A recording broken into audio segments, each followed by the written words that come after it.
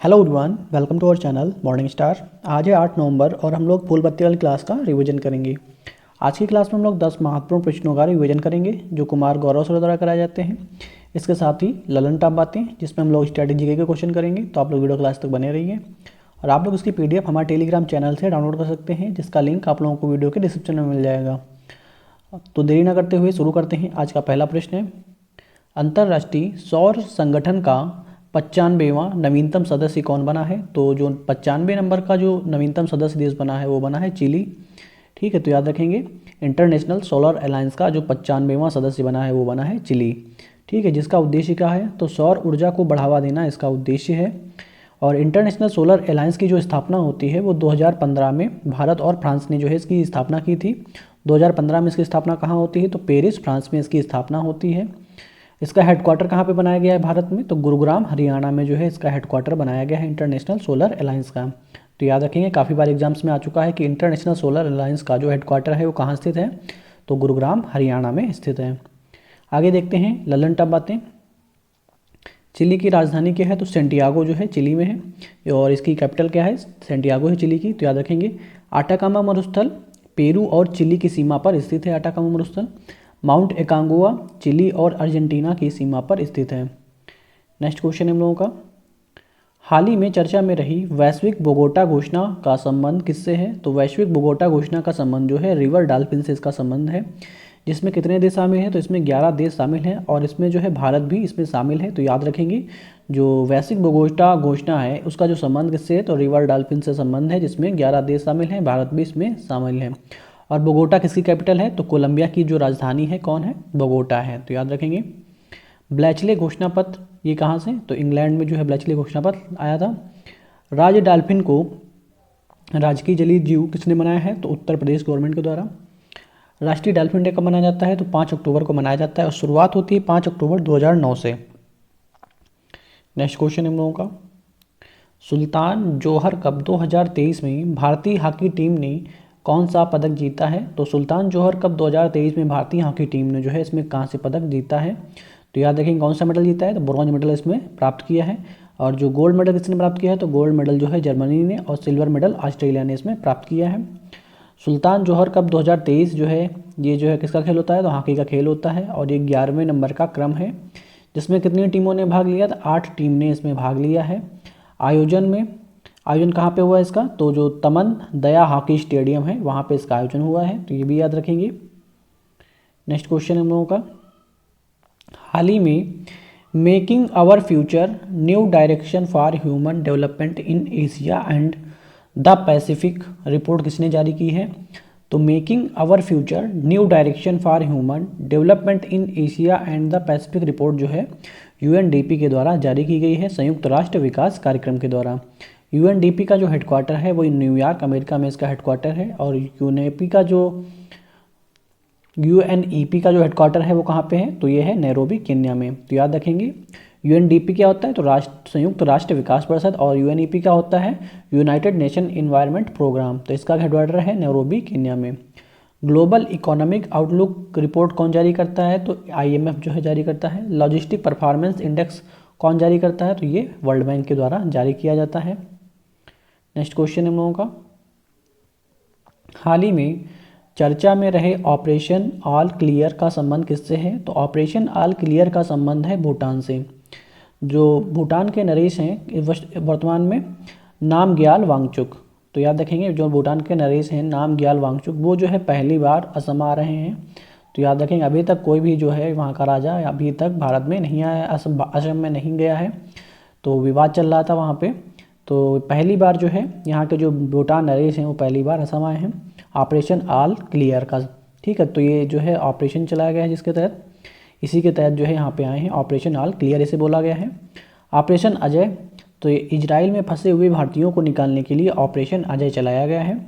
Operation Kaveri, Sudan में फंसे हुए भारतीयों को निकालने के लिए ऑपरेशन कावेरी चलाया गया है। ऑपरेशन करुणा म्यांमार में। ऑपरेशन मेघदूत सियाचिन में 1984 में चलाया गया है। नेक्स्ट क्वेश्चन है, हाल ही में वायु गुणवत्ता की निगरानी के लिए एटमैन उत्कृष्टता केंद्र किसने लॉन्च किया है? तो वायु गुणवत्ता की निगरानी के लिए जो एटमैन उत्कृष्टता केंद्र है वो IIT कानपुर में लॉन्च किया है, तो याद रखेंगे किसने किया है, आईआईटी कानपुर ने। एडमैन का फुल फॉर्म क्या होता है, advance technology for monitoring air quality indicator, ठीक है। तो याद रखेंगे एडमैन का जो फुल फॉर्म है advance technology for monitoring air quality indicator.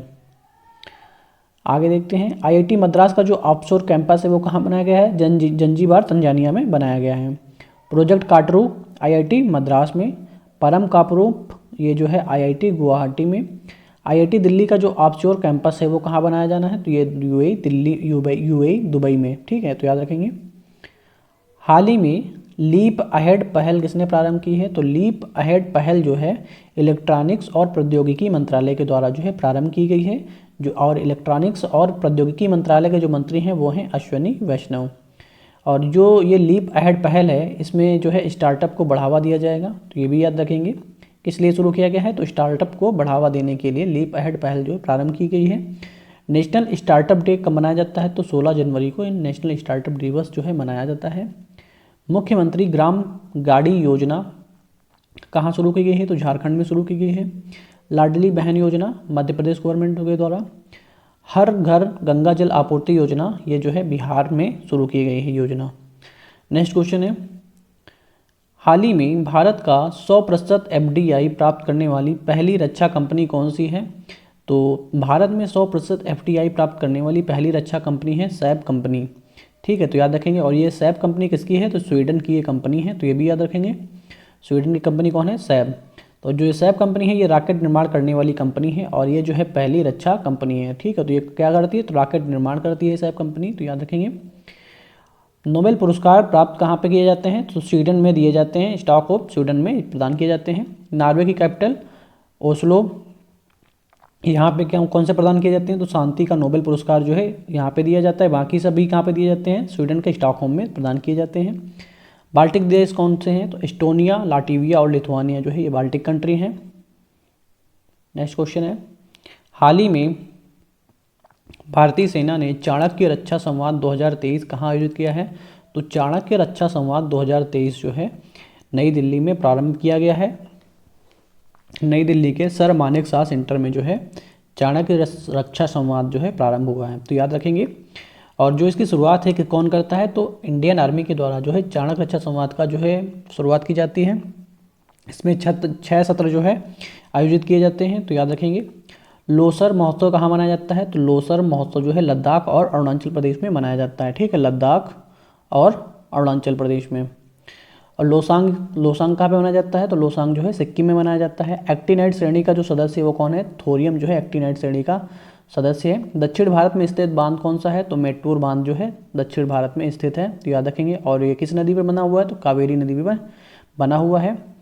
Next question है हम लोगों का, प्रतिवर्ष राष्ट्रीय कैंसर जागरूकता दिवस कब मनाया जाता है, तो राष्ट्रीय कैंसर जागरूकता दिवस जो है 7 नवंबर को मनाया जाता है मैडम क्यूरी के जन्मदिन पर, ठीक है। तो याद रखेंगे राष्ट्रीय कैंसर जागरूकता दिवस 7 नवंबर को मैडम क्यूरी के जन्मदिन पर मनाया जाता है। और मैडम क्यूरी जो है नोबेल पुरस्कार विजेता रही हैं।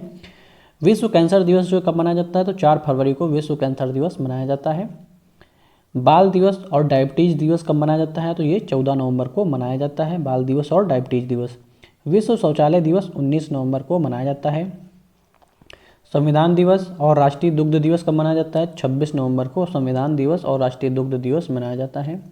आज का लास्ट प्रश्न है हम लोगों का, इंडियन ऑयल कॉरपोरेशन ने 148 करोड़ रुपए में मर्केटर पेट्रोलियम का किया अधिग्रहण, ठीक है। तो याद रखेंगे इंडियन ऑयल कॉरपोरेशन ने 148 करोड़ रुपए में मर्केटर पेट्रोलियम का जो है अधिग्रहण कर लिया है, तो याद रखेंगे। अभी हम लोग प्रीवियस डे का रिवीजन करेंगे, तो आप लोग वीडियो क्लास तक बने रहिए।